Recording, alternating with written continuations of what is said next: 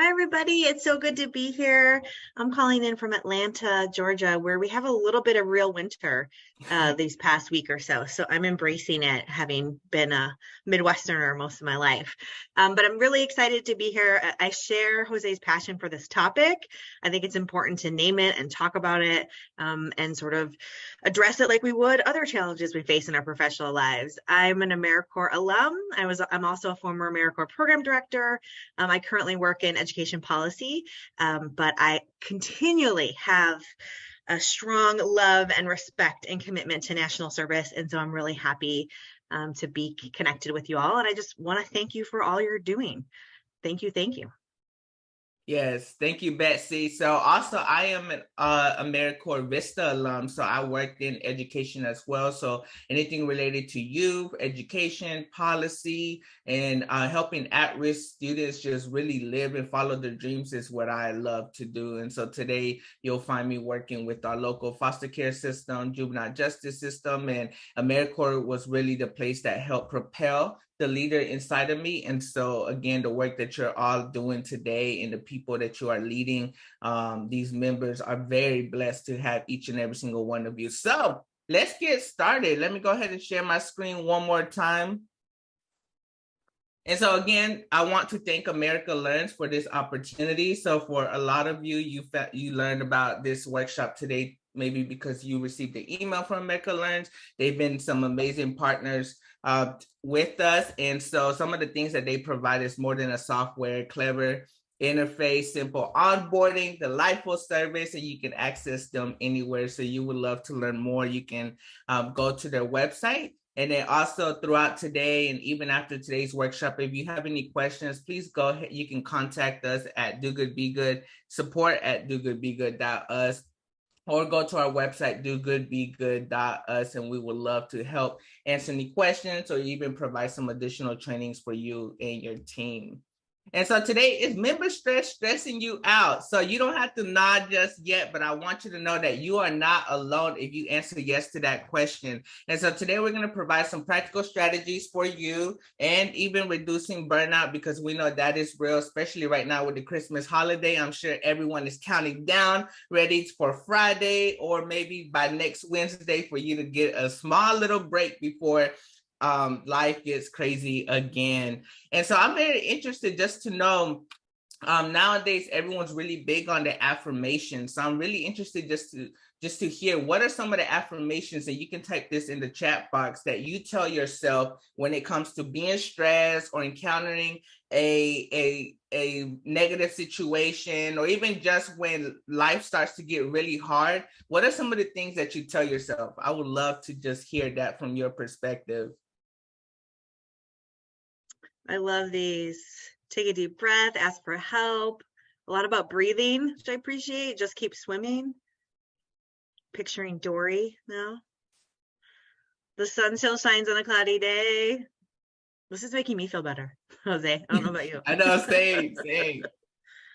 We're going to give you about 30 seconds to put up your self-love shout out. I love that just keep swimming. Exactly. Is the thing I'm stressing about worth the energy I'm giving up? That's the question. That's brilliant. I see the one in the chat about 9 problems come down the road, or 10 problems come down the road, 9 will fall into a ditch, and smile, it might not change your day, but it will change others' days. And I was going to type those, but my computer is like, you're doing 5 things right now. So I'll just say them out loud. Awesome. That's great. Don't give up on yourself. Thank you, Beverly. So this is all amazing. Thank you all so much. I don't know about you, but I took down some notes on some of the ones that I need to start repeating for myself as well. And so some of the other ones that came to mind as I was preparing for this workshop and even working with different supervisors are these 6. I am confident in my ability to lead my program and members. I possess the knowledge and skills necessary to support my members. I deliver results. I can turn setbacks into opportunities. I like that one. Every no I hear is just an invitation to learn and improve. And then last but not least, I lead with integrity. And so these are some of my favorite ones that I love to just repeat for myself when I'm leading teams or sitting or leading different committees. And so I hope that you can take some notes or take a screenshot of this as well, maybe post it on your wall or just keep it in your phone. So when things do get stressful or you start to doubt about your abilities to lead your members, keep this in mind for sure. Awesome. All right, Bessie. Well, you have the floor. Right. So as Jose mentioned, we're going to dig into some practical tips and some strategies for handling stress, not just your stress, but your member stress and stress that comes from other stress, which we're going to call secondhand stress. We realize that you all have a tremendous amount on your plates. And we know those of us in these, what they call helping professions, can experience a lot of that, especially around this time of the year.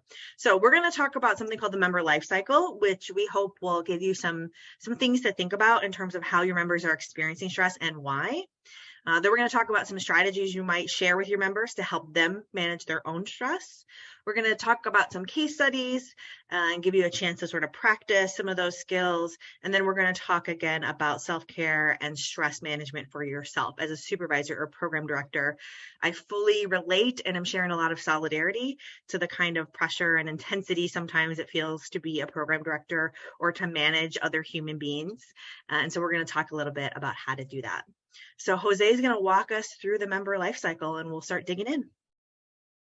Yeah, so talking about the member life cycle, the very first one I like to start with is our honeymoon stage. So this is the stage where members are so excited. They're like, oh my gosh, I just signed a contract. I get to serve my community. I get to serve different people. And I'm just really excited about this experience that I'm going to have because I'm going to learn, I'm going to grow, I'm going to meet awesome people. I'm going to have a great supervisor, great mentor. Like this is what I've dedicated maybe a year or two, however long my service term is. And this is just a honeymoon stage, but we all know everything that goes up must also come down.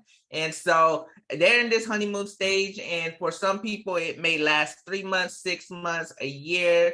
It's going to change for everyone. But just know that after that honeymoon stage, they're going to experience the facing reality stage. And maybe this reality is having the reality check that, hey, I cannot live off of the funding that I'm receiving, right? Whether it's my living stipend, I just bills. I'm starting to realize I need to really budget for my groceries. Another reality that they may face is if they are working outdoors and they have to use certain tools, whether it's to build a home or build something around the community, they may realize I do not know how to use this machine. I signed up to do this. I don't know if I could do it. And so there starts to become a lot of doubt. And I don't know if maybe some of your members are at that stage at this moment where they're kind of facing reality, but I'm just curious to see in the chat box, what are some of the things that you do to get them to that overcoming stage? How do you help your members overcome that hump that they may be experiencing when they started their service term and weren't expecting? So just type in the chat box, just some ideas, some things that you may do to help them overcome the facing reality stage.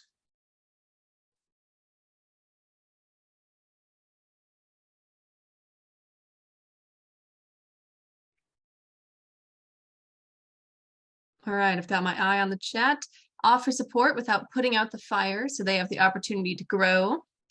Talk about the member life cycle and discuss self-care, validation, and affirm that you're working on this as a community. Work on budgeting, remind the members of their why they chose to serve. Perfect. Working on budgeting. I also see Tony says she reminds them that it is normal for things to take a while, but they will pick up. Yes, yes. And so getting through that overcoming stage, they're realizing, hey, I did sign up for this. I maybe not have realized that I would be encountering these certain challenges or obstacles. But as we said earlier, maybe you can show them some of these affirmations, right? Like every no I hear is an invitation to learn and improve. Some of the things that you tell yourself as well. Let me see. And then our next stage is accomplishment stage. So this is the stage where they realize, hey, I am making an impact. Hey, I'm starting to see the fruit of my labor. You're recognizing them. Maybe you're having mid-year member celebrations where you're doing a member of the month, member of the quarter, member, this is the area to really remind them of their why, of why they signed up, and they're really feeling accomplished emotionally, but also, there's the physical ways of celebrating your members in the work that they are currently doing, again, to help them climb that hump of the overcoming stage, and especially the facing reality. And then we all may have experienced exit fever before. And so for all of us, I don't know about you, but I was in high school a couple of years ago, and senioritis is real. Right? When you start to count down graduation, you realize, hey, I put in 4 years in high school. I can't believe I still have 2 more months left. You start to see decline in attendance. Maybe your members start to show up late to work. You need the final paperwork done for them to finalize their term, but they're behind on checking emails now. And there's just this slow just drag with members, and that's what we like to call the exit fever stage. Betsy, I don't know if there's something you would like to add, maybe with the accomplishment or exit fever stage. Yes, I think what I wanted to emphasize to everyone is that this can be a cyclical experience, right? It doesn't always have to be linear. And so you might have members, experience and a great accomplishment and then have a setback, and they're back to facing reality and having to overcome that. Or they might have exit fever related to a very specific project that they're excited about getting finished, right? And they're struggling to kind of get over the finish line. Or they might be back in the honeymoon phase and something great happened at their site. So I think it's important that you think about where your members might be, but also that they can be in these stages more than once throughout their year. They can last different amounts of time. But again, being thoughtful and intentional about, okay, where do I think they are, might really help you determine how best to support them. And in fact, that's what we wanted to do for the next few minutes. We'd love to see in the chat where you think your members are and why do you think that? Sort of what's your evidence? What gives you a sense of, oh, they're definitely in facing reality because, they've been struggling to keep up on their hours, or they're definitely in overcoming because I really see them problem solving and recruiting some partners to help them, and I know they're working hard on it. But would love to just hear from the group where you think your members are, and if you know why, or if you have a hunch, let us know that too in the chat.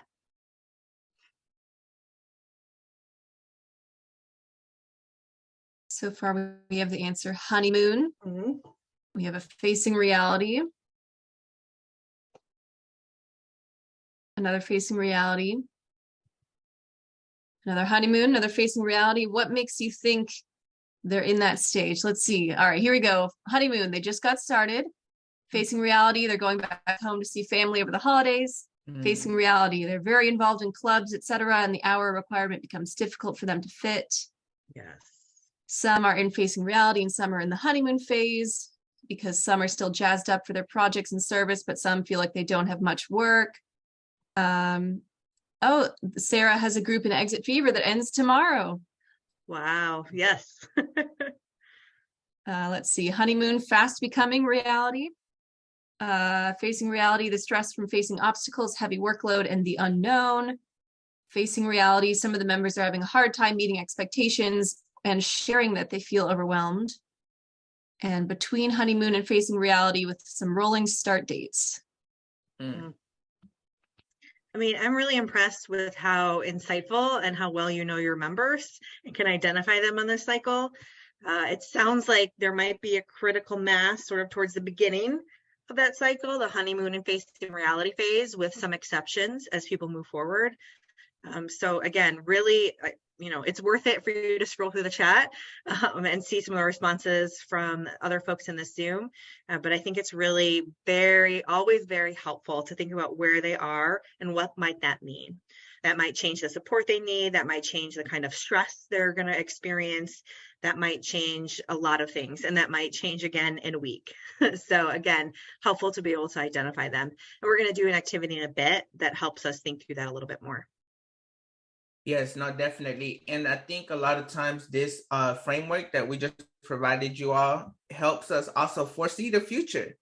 Maybe if this is your first time being in this role and you haven't had a full cohort just yet, these are some things that you can begin to anticipate. Hey, once I onboard my members, they're going to go through the honeymoon stage. This is a stage where I can start to really have those shared goals. I can partner with my members and figure out what are some of their personal goals, what are some of my goals that I have as well with our program and the impact we're making in the community. And since this is a moment where they're energetic and they're motivated, this will be a perfect time for you to share with them, you know, the expectations and the long-term impact that they will be making as they embark on this new journey as well. And then even as we know, Exit Fever will be coming and they'll be entering the the workforce after they complete their term. What are some things that you can start doing in that Exit Fever stage to make sure that they are still just as motivated and if not prepared for, like I said, the workforce as they exit the program? I do see a question. It says, does anyone have any tips on when to talk through this life cycle with members? I wouldn't want to start too early in the honeymoon, but want to prepare them for the ups and downs. Betsy, would you like to add to that? Yes, I mean, this is a great question. If you have a thought about this for Julia, please feel free to put in the chat. I'm sure she would appreciate it. You know, I don't know if it's ever too early, Julia. I do think you can think about how you frame or couch this. And perhaps you want to think about the terms. Maybe you don't want to call it a honeymoon. Maybe you just sort of want to show a general cycle of ups and downs. But I do think it's important to prepare them for that so that you normalize it and that they can know that that's a normal experience. You might want to do this in different ways. So you might want to bring in some alumni and have them sit on a panel and talk to them about, you know, the experiences they went through. What were some of their highs? What were their lows? What do you think, you know, was it all unicorns and butterflies, or, you know, what were some of their challenges? You know, sort of have them hear from someone experienced who's in their shoes or was in their shoes, I think could really help have this conversation. But I think regardless of how you frame it or the language you use, setting the expectation from the beginning that there are going to be some challenges, but they have the support of their perhaps other members, if you have more than one member, of their supervisor, of their program director. But then there's also going to be some incredible highs and some really exciting accomplishments where they make a true impact. So however it makes sense and feels right to you to get that message across, I don't think you can do it too early. And I also think a messenger is something to think about here, and maybe that's alums to really share that story of how things seem great, had some challenges, overcame them, right? They're going to tell a story and it's going to reflect this cycle undoubtedly. I see Sarah has a hand up. Sarah, let me know if you're not able to unmute. Hi, everyone. I am digging into this, so I'm by no means an expert, but when I started thinking about the life cycle of AmeriCorps members, and we had a presentation done at our program launch in Iowa about the stages of group development, and they kind of really closely align. And so like, I put it in the chat, but I just wanted to shout out that like, I think for me moving forward, I'm going to embrace talking about that probably in the beginning stages and just let them know, like, this isn't what everybody experiences, but it generally falls in line with group development and those new feelings when you're a part of something, whether it's a new term of service, like they're new to AmeriCorps, or it's just a new site, new changes with the year. Yeah, Betsy put in forming, storming, norming. So yeah, I mean, it was really cool. It gave me a perspective to help people understand, oh, this is totally normal. And we're all going to like do things in a different way in during those stages. And there's good stuff coming. We know that. And then like share out the cool stuff too. So Sarah, thanks for elevating that. You're exactly right. Stages of team development, group development, you can Google this, you can find some research on it. And that might help emphasize to your members too, that this isn't just about being an AmeriCorps member. This is about being a human, working with other humans in groups.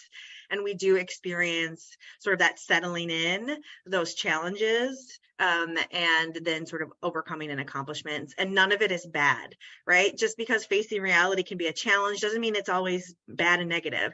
Just because storming kind of sounds maybe, like it might be a little scary, it could actually be really productive and helpful. So I think those are great. It's a great language and a great framework if you resonate with that more, because I think you're right, it aligns perfectly.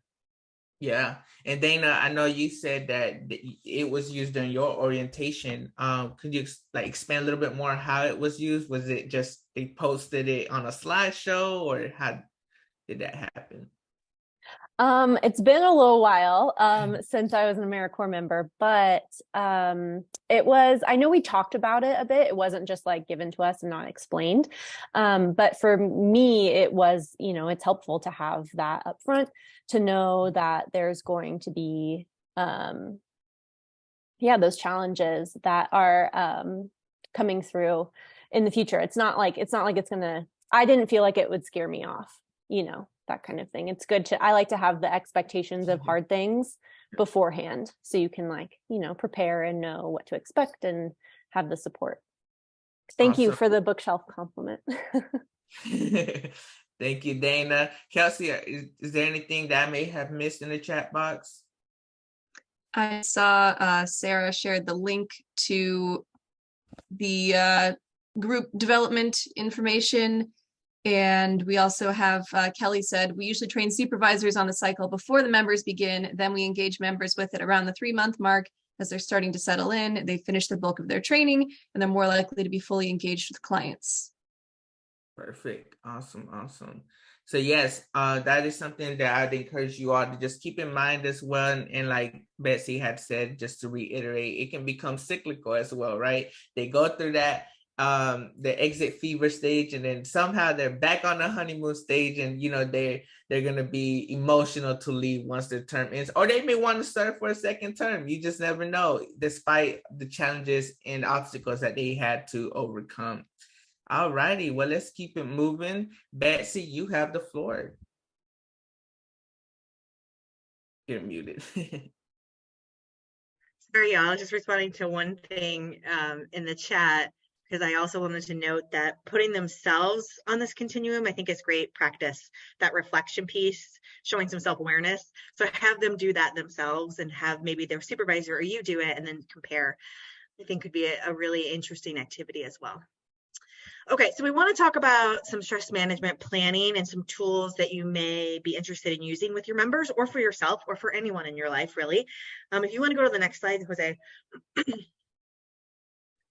So these are 4 things I really wanted to put out there for your consideration that are research-based in terms of stress management. That doesn't mean they'll work perfectly for you or your members, but I think they're useful to think about and how you might adapt for your work.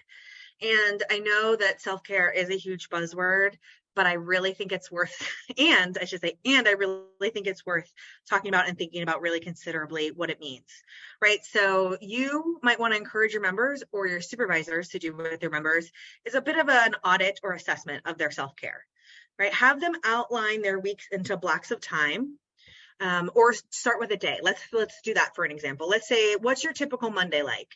Outline into blocks of time. You have a staff meeting, then you spend some time doing research, then you meet with community partners, then you, tutor kids, whatever their typical Monday is, you have them write that out in as much detail as possible. And then you have them rate each block of time on a scale of 1 to 10.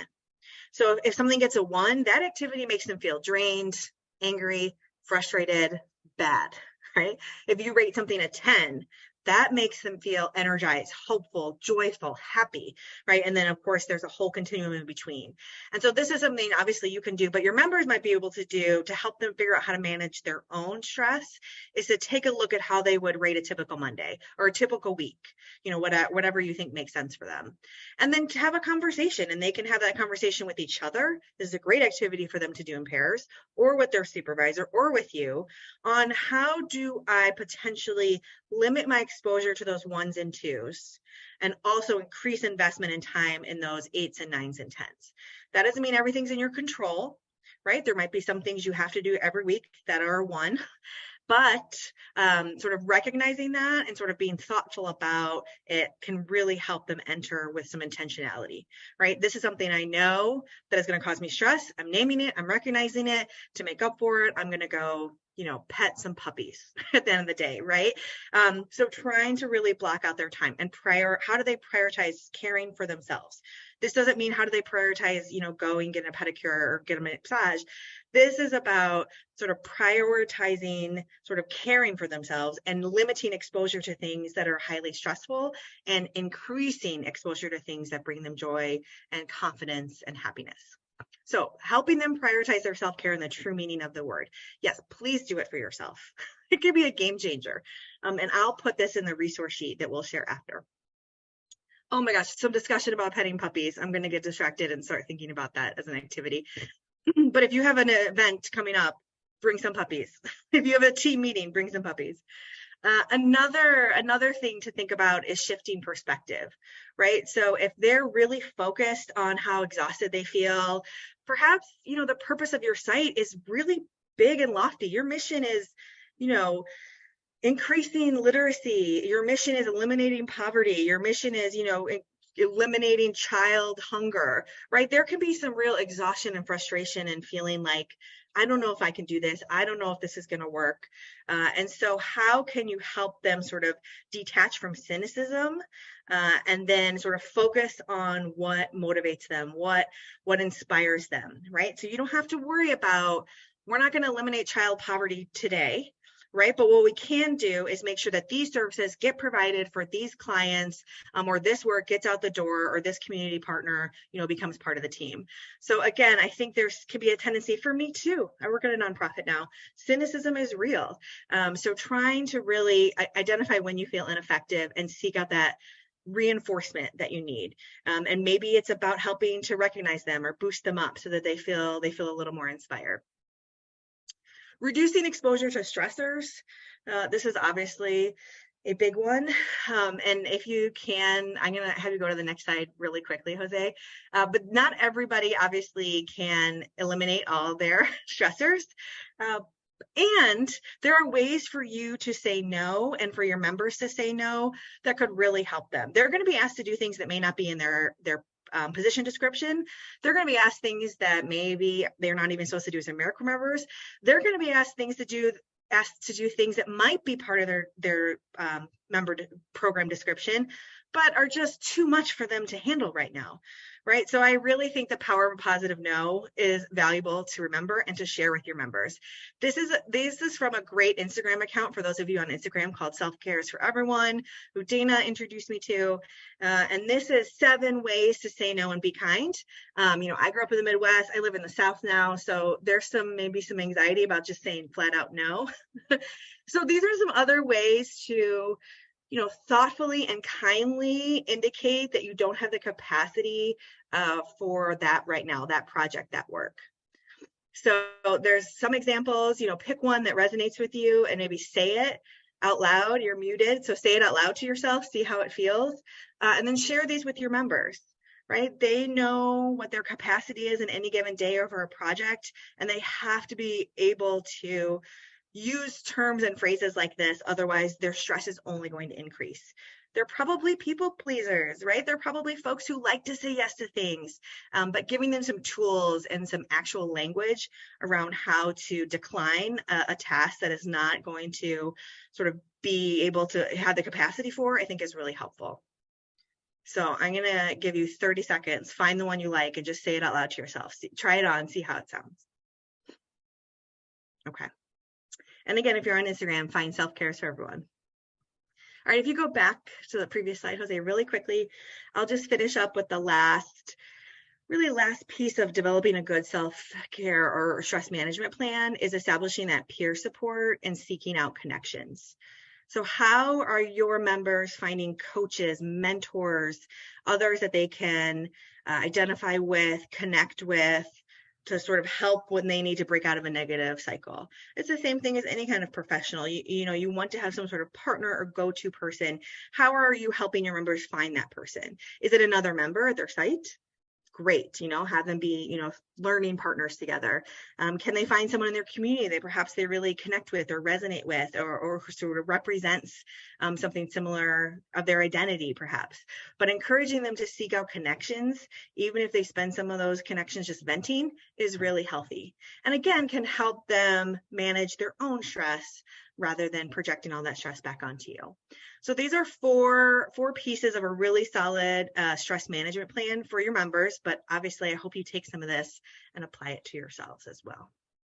Okay, so we're gonna talk about a few tips and then do an activity together as a group on a Google Doc. But one of the things I really want to emphasize is how important it is to be proactive so that the stress doesn't reach a boiling point and it's overflowing before you find out about it, or before they come to you, or before a situation really escalates. So I know this is easier said than done, but some things to think about. Are you regularly checking in? Are your supervisors regularly checking in? Can you host a monthly coffee chat on Zoom where folks can hop on and chat, and hop off when they have time? Can you sort of send out resources throughout a member's term about self-care, time management, burnout, right? Not just when things get really hairy, but right from the beginning, sort of make it a practice to for them to help to learn to identify those things for themselves. Maybe you put it in a newsletter, maybe you have member stress Monday or something, that you have a way to identify sort of what they might be going through and then figure out practical tools to address it. So 2 big tips: regularly checking in, or your supervisors are regularly checking in, sharing resources continually. And then I think one that could be particularly helpful and is very practical is really trying to track or anticipate sort of red flags, right? Concerns that might become something else that might really escalate their stress, that might really be cause all of the stress, a source of stress for you, as early as possible. And so I want to do an activity together. Kelsey's going to put a link in the chat. I'm also going to, before you start filling it out, I should have said that. Before you start filling it out, I'm going to pull it up on my screen quickly. All right, so what I'd like to do here, and we're gonna just embrace a little bit of chaos because we don't mind that, we're okay with it. We're all going to work on a Google Doc at once. And I want you to think about each stage of the member life cycle and what kind of flags might there be for you to anticipate future stress or challenges, right? So I put a couple of examples in each one to get you started. In the honeymoon stage, right, things are going well, everybody seems super happy, we're prancing through meadows, but it's a new site. Or there's a new site supervisor, right? So there could be some conflict or some misunderstanding or some confusion down the road. So be mindful of that. If folks are really into that facing reality stage, they might be falling behind on their hours, or there might be some errors or mistakes that just kind of surprise you because they were such a strong member. That's a flag to start tracking. In that overcoming stage, maybe they're isolating themselves because they're just really stressed and they're trying to get over this hump. And so they're not attending social events, or they're staying in their apartment the whole time, or they're just seem really emotional every time you talk to them. Accomplishment, maybe it's good, right? That feeling of accomplishment, but maybe you're also seeing they're working long days and they're logging weekend hours and night hours, and you appreciate their hard work, but you want to make sure that doesn't lead to burnout. And then of course in exit fever, are they sort of not showing up? Are they consistently late? Are they not, their productivity has decreased. So these are just some examples of flags that you might want to start actually tracking on a spreadsheet throughout a member's term so that you can be proactive in identifying when they might be experiencing stress. So you're already working on it. You're already brilliant. I'm going to give you a few minutes to do this, but just embrace the chaos of 60 people working on the same Google Doc and share some flags you think might appear in each of these parts of the cycle. And then we'll, of course, share this with everybody. It's looking good. It's looking great. And I think my favorite part of Google Docs is all the anonymous animals. So I do love seeing the anonymous alligators, armadillos, the dolphins. There's a hamster. I think that's a source of joy, perhaps. But keep it up. Great. These are amazing. We'll call out a few of them. You have a couple more minutes. So you can always make this chart longer, push tab, find a space to get your thoughts in. We're still seeing some typing, which is great. We're going to give this another minute. And we will, again, you will have this document. You can grab it from the chat now, or we'll put it in the resource sheet. But I mean, we have four pages of some really great flags or areas for concern. So use these, right? What would it look like for you to actually create your own spreadsheet, or maybe it's just a piece of paper, whatever makes sense to you, with your members' names and these flags, and you truly just, okay, Kelsey, Kelsey really feels like she's silent on all the calls and she seems upset. So I'm just going to kind of note that. And then once you start to see trends or patterns, what kind of interventions do you think might be important, or when do you loop in others to support her? So again, take these and make it really practical. If you have a large site, I was a program director for AmeriCorps program and a VISTA program. In the AmeriCorps program, there are 50 members. So it was really challenging to be able to in-depth understand where each person was. So actually just writing a check mark or a tick mark down when I noticed something was incredibly helpful. So even if you only have a few members, right? I think, again, there's a lot for you. You are doing a lot of work. You have a lot of responsibility. This can help take some of that off and just have a process for tracking some of these red flags. So these are great. Members struggling with attendance, being on time. If you know someone's struggling with their rent or bills, that's a huge source of stress for anybody. Love the idea of looking for jobs a little too early and exit fever. Yes, absolutely a flag. Not submitting things on time. They're missing meetings. They're missing appointments. Someone in honeymoon they're saying yes to absolutely everything. Yeah, that's a flag. I love it. I love their energy, right? But that's something we want to keep in mind, because that can absolutely lead to burnout. So I'm not going to read them all unless Jose or Kelsey, there's one that jumped out at you, but these are really, really excellent. So I hope that you take them and create your own matrix so that you can track your members and their red flags. Yeah, no, they were all amazing for sure. I see the not enough money for food, even boredom with tasks, daily responsibilities under facing reality.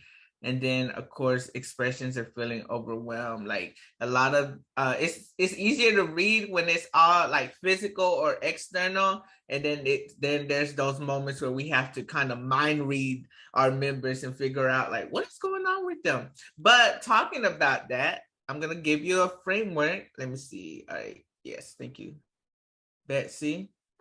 When it comes to responding to member issues, and this is what we like to call care. And I love this because one of my favorite quotes that I use throughout my service term is people don't care how much you know until they know how much you care, right? And I know that each and every single one of you signed up to do this work because you really, really care about the work, the impact, and especially those that you are leading. And so when it comes to care and responding to issues, RC stands for checking in. So if you're not already doing some sort of consistent checking in with your members, it's been mentioned several times today that is very important. And when we're checking in, there's two things that we need to do. We need to, one, just check in with curiosity. Just really, even though you may think you know how they're doing, still ask them, how are you doing? But then also lean in with compassion.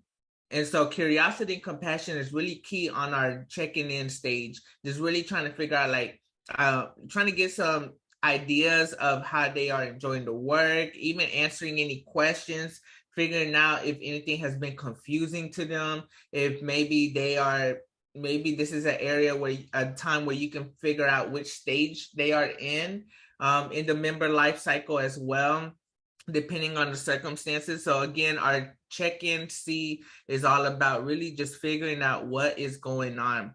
And then our A is all about assessing the situation, but in the full picture mode, because a lot of times if they do bring an issue to us, we all have knowledge, beliefs, in our own historical experiences that may actually play a factor in the way that we decide to move forward with the situation. And it's always key to get a full picture view. They also may have their own set of knowledge, beliefs, historical experiences that may dictate how they assess a situation. And so this is an area where I recommend maybe talking to another colleague in your department just to get an outside opinion or perspective on how to move forward with whatever situation or issue was presented to you. And then R is really responding. So when we all want to respond, right? We want to do the best for our members, but I'd like to encourage you to do it quickly, but also cautiously. And so I'm very interested just to know, like, why do you think when it comes to responding to members' situations, we should do it quickly yet cautiously? Why should we respond in that manner? You can type it in the chat box. Yeah. So establish this credibility. You want the members to know that you understand and you hear them, but you also want to make sure you're moving in the right direction. Exactly. We don't want to steer down the wrong path. We don't want to make assumptions, about how they're feeling. So we're cautious, but we also want to move quickly to address the issue at hand before it gets worse. And that's the thing as well. That's why I love the E, and I love that Eric mentioned this earlier. Earning that trust is very key. When we earn that trust, we create a culture of when a situation does arise, they come to you immediately and not after the situation has blown up or gotten worse, right? They've came to you already. You've started to respond. You've started to really assess the situation long before the situation really got big. And so earning trust is really key. So when we check in, we assess the situation in full, we respond with caution, but also quickly, and we create a culture of trust in our office. I promise you, your members will be in a place where they'll be able to bring issues and situations to you. And this is a strategy to use to prevent burnout, but also mitigate stress before it gets tough. All right, so now that you have this CARE framework, we'd love to introduce you to an activity that I think is going to be very engaging and hands-on, but also something that you can take back with you. So I'm going to let Betsy introduce you to our next activity. Yeah, so we're just going to spend a few minutes trying to apply that CARE framework with some case studies. So thanks for coming back and still being here. We'd love to hear a little bit of debriefing. We can just do it in the chat, sort of suggestions you had, throw them in there. Certainly every case study wasn't the same, but there's going to be overlap in approaches. So if you want to throw some strategies that you had in the chat, others might find those valuable. And if there's anybody who felt like, I'm not really sure what I would do here, or this I'm really stuck, not really sure what would help. If you want to voice that or put that in the chat, we can have a little group support session and try to problem solve that together. So I'm asking you for two things. One, your long-haired people, share in the chat some of the strategies and things you came up with. And then two, if you felt stuck on anything or wanted to talk through and get feedback from others, you can put that in the chat or unmute yourself and share. All right. Julia says, interested in how folks reviewing case study number 3 talked through their issue, because Julia's had it come up recently. So anyone from case study number 3? Can I just unmute myself versus type it? Because it would be a lot. You can unmute yourself. Absolutely. Yeah, so we talked about, we've had similar, some of us, and then we had some members in our group that offered some really good insight. So we talked about definitely involve the host site or the admin, whatever that looks like, because they might have a little more pull or little higher premise on talking with the client themselves. But really, like, another piece would be asking the member what would be best for them. Some thoughts about, maybe it is best for them to not be at that site when as far as safety is concerned. Versus the option of a member experiencing that trauma and or leaving. And then, what it looks like talking through it with a client if they, for example, might need those services. There's got to be maybe some parameters that are established. But if you look back to that member, really in getting their input as to what would be the best resolution for them, obviously offering ideas, but allowing them the space to choose or create that, within what feels best for them. So, and then we did attend the talk of the idea that we're not asking them to divulge why that makes them feel uncomfortable, but merely that they are uncomfortable and we are not invading their personal feeling space, but attending to their safety need. Great. I loved hearing you say about sort of naming it, respecting boundaries with this person, and also considering a range of options from knowing they have support all the way to this might be a case where we have to change their site.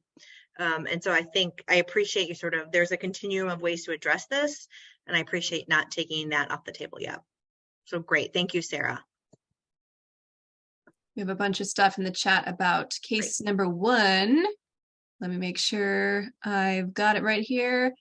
Talk with the member about prioritizing their time and how you could use their volunteer opportunities outside of their formal commitment to help satisfy their hours. Be the member's hype person and reassure them that they are doing awesome things. They said an authentic and casual conversation may go further than a scheduled and structured meeting. And then there was another one. Sit with them and talk through priorities. Is there a basic need that has changed that they have chosen extra jobs? How can they prioritize service opportunities to finish this to finish this and possibly delay other opportunities until they finish? Awesome. Please scroll through if you have that case study, grab some of these nuggets for yourself. Some great feedback.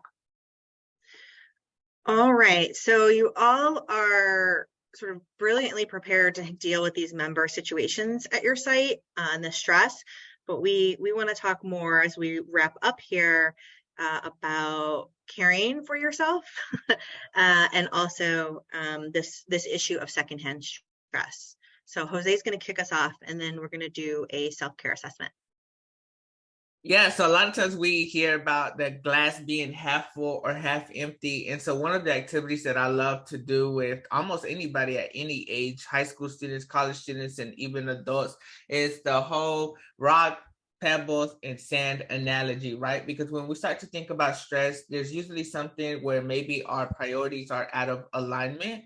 And a lot of times people don't understand the difference between something being important and something being urgent, right? And so this is just a cool little analogy that I like to use when it comes to prioritizing the important things in life, but also figuring out what needs to be done more urgently. And so what I like to call these rocks are my urgent rocks, right? These are the things that have deadlines. These are the things that people are depending on you to complete in order for them to complete their task as well. And so, see, you can already hear me messing up. So I have a glass jar. And what I like to say is we got to figure out, like, what are the most urgent things in our life? These are the things that we need to go ahead and fill our cup with and make sure that we are prioritizing and ensuring that they are getting things done. Because as we see, this jar, when we do that, this jar is not all the way full. So that means we still have room for the less urgent things, but still important, right? And so that's where I have my little Ziploc bags with my tinier rocks. So these are still important things. They're just not as urgent as this is. So now I can go ahead and here and pour in my little rock.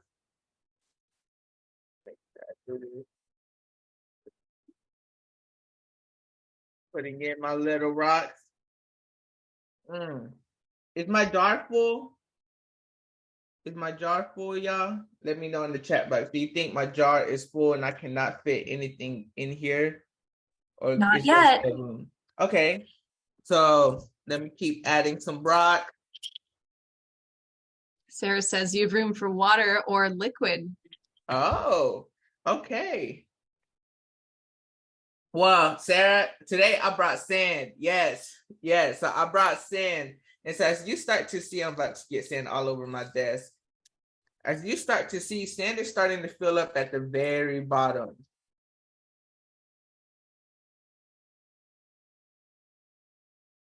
Now it's starting to look very full. Keep going. All right, now it's my jar full. It's pretty heavy. And so and a lot of times in life, y'all, we tend to put the sand in first, the little rocks in first, that by the time we get to the top, there's no room to put in our urgent needs. And so I challenge and encourage each and every single one of you to really think about today and even this over this next holiday break before you start the new year, thinking about what are the things that are really urgent in my role that I need to make sure I get those done maybe on Monday. right? Don't knock those things out. If I still have time on Monday, I can go ahead and add the other important things. But if not, then Tuesday, Wednesday, really work on those important things, where Thursday and Friday, you really have room. Whatever room is left, you can fill it up with your sand. And so this is an analogy that I love to use when it comes to just self-care, because even in our personal lives, there's a lot of things that we really want to fill our cup with. And we realize, hey, we don't have enough time for those things. Let's see. Kelsey said, yes, the smaller rocks and sand fill in the room that's left in the jar after we've already addressed our urgent needs. And so with that said, Betsy, you have the floor. I was just sitting here. I love that analogy, Jose, but I was just sitting here thinking, I'm very grateful you didn't use glitter, because there was something about the sand that was stressing me out. And I realized that it feels like glitter to me. And then it would be all over my desk and my house. And I started to have a panic attack. So anyway, I might be alone in that, but if any of y'all are parents, and hate glitter as much as I do, I feel you. Okay. Can I add something? Of course.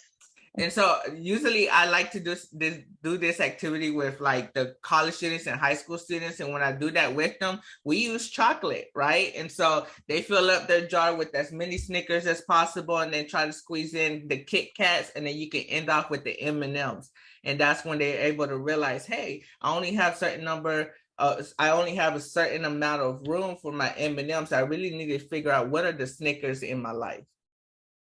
I love that so much. Look, and then you have chocolate. I forgot an urgent rock. See?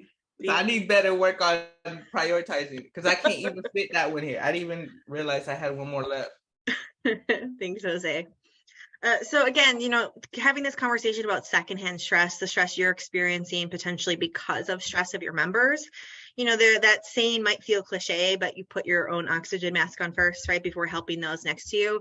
It's not just a nice thing to do.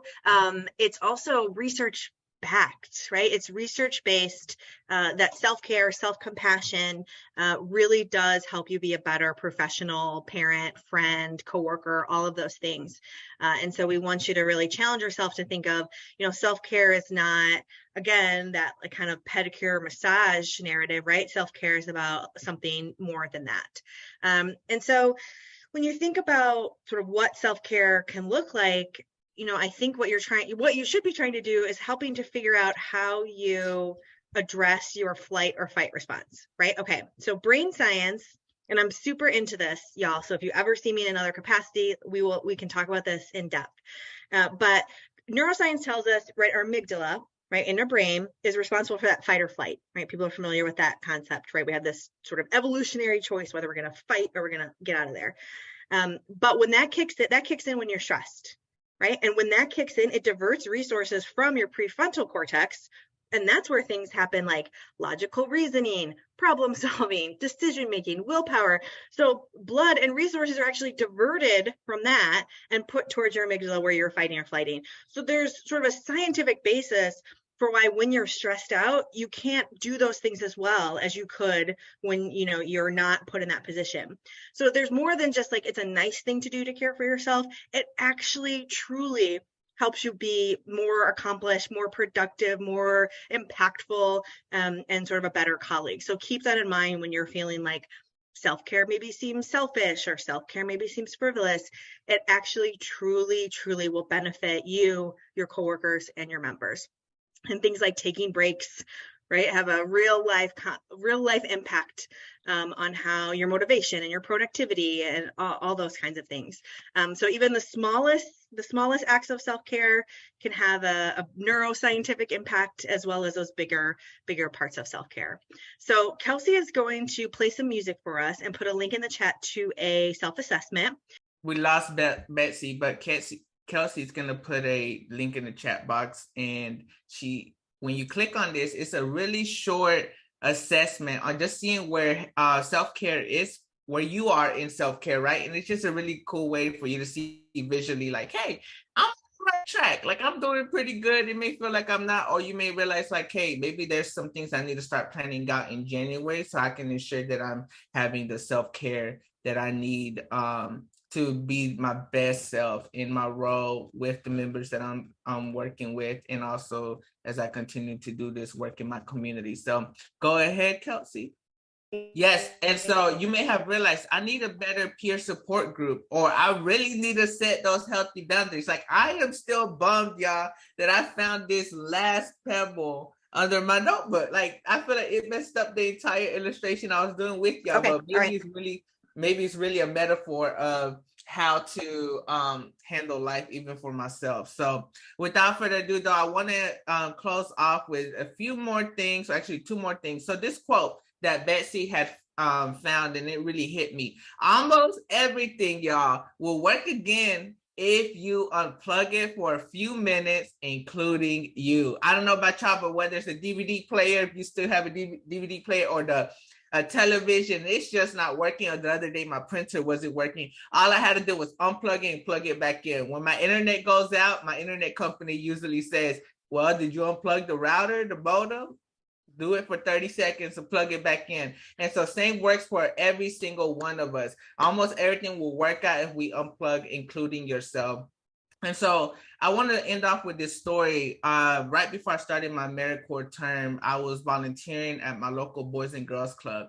And I remember walking into those big blue double doors, and all you see is great futures start here. As I walked in on my first day of orientation, I saw a little kid who was in the corner. It turns out he was in timeout. And his name was Jaden. And so I didn't pay him much attention because I'm new to the area. But the next day, I showed back up to the Boys and Girls Club, and he was back in timeout. And so I began to see that this was a pattern for Jaden.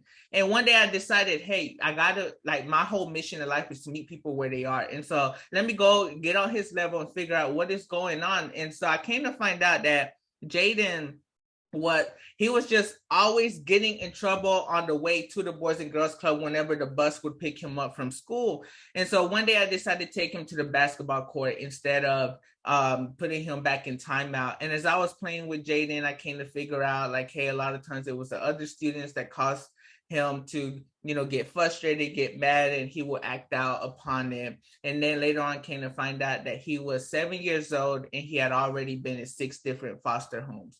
And so of course that shows why Jaden does, why he just acts out, and why he has trust issues and no one can get to him. And the only thing they could really do is just put him in timeout.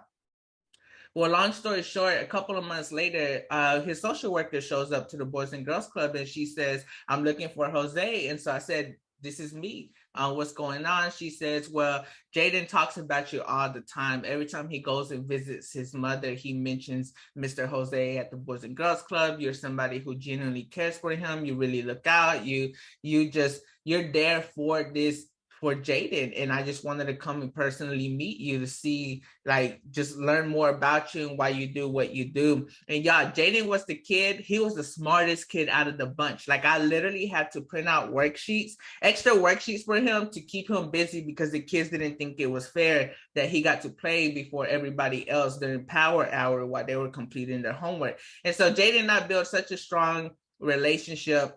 But I had to go home for the summer break. And so I told Jaden, hey, listen, when I come back, we're going to hang out every single weekend. And so right before I left, though, I did go through a background check, and I got to connect with his foster mom and pick him up. And I took him to church. We went to the park. I even stopped by the store and bought him a little toy, and we had pizza that day. And I dropped him off, and I said, Jaden, I'm coming back in August. I promise we're going to hang out every single weekend. I was so excited. I came back to my university a week early before I completed my semester, just so that I could hang out with Jaden. And I called foster mom. She didn't answer the phone. Called her again. She says, Jaden's not here. And so I assumed, okay, well, he's in a different foster home again. He had already been in 6 different homes in his first 7 years of life. And so I contacted his social worker, and she never called me until the first day of classes. I remember sitting in class, and my phone transcribed the voice message. She left, so I had to step out of class to really see what I was reading when the voice message was transcribed. And as I hear the voicemail, my emotions were just everywhere. Because she said, Jaden, he's been adopted, and he now lives in New York. And I remember I couldn't even go back to that classroom, because I was just thinking, what if I knew that Sunday was going to be the last Sunday I saw Jaden? I would have done everything differently. I would have bought him another toy. I would have hugged him a little tighter. I would have called his foster mom and asked to keep him an extra hour longer. If only I knew that was going to be the last Sunday I saw Jaden, I would have done every single thing differently. And now Jaden has changed my life. He's really changed in the way I work with people, the way I serve my community, because I never know when it's the last time I'm going to see that person that I'm working with. And for a while, I struggled with, well, would Jaden ever remember me? In my support group, we talked about the importance of a support group earlier. They reminded me, like, you gave it 100% with Jaden, and we know that he will remember you. And so for all of you, I challenge you and I encourage you, like, give it 100%. I know these times are going to be stressful. I know Betsy talked about secondhand stress earlier, the stress that your members are dealing with, but like the impact that you are making is going to be powerful. And I still have the dreams, even 7 years later, that one day I'm going to be on the Ellen show and I'm going to share this story with her. And then the doors are going to open and Jaden's going to walk out. I still stand by that. But until that day happens, I just got to live with the peace knowing that whenever I did get to work with Jaden, I gave him 100% of myself. And I live by this quote that says, if there's a gap between your best effort and your actual effort, then you failed. I'm going to say that again. If there's a gap between your best effort and your actual efforts, even if no one around you realizes it, then you failed. And so for me, every day in leadership, every day when I'm mentoring, every day when I'm just volunteering and encouraging others, I think about, am I giving it my best? Am I doing 100% in the work that I do? And so we appreciate every single one of you for being on this call today. Think about it. For me, it was that Jaden. And so for you, you may have a Jaden, whether it's a member or someone that you support or encouraged throughout your life. Think about that person. Like, that's your why. That's why you do what you do every single day. So God bless you all. I appreciate you all for being here today. We will be doing this workshop again in the spring. And so Kelsey's going to put a link in the chat box as well as an evaluation form just to let us know about today's workshop. But additionally, I want to thank America Learns for helping make this possible today. So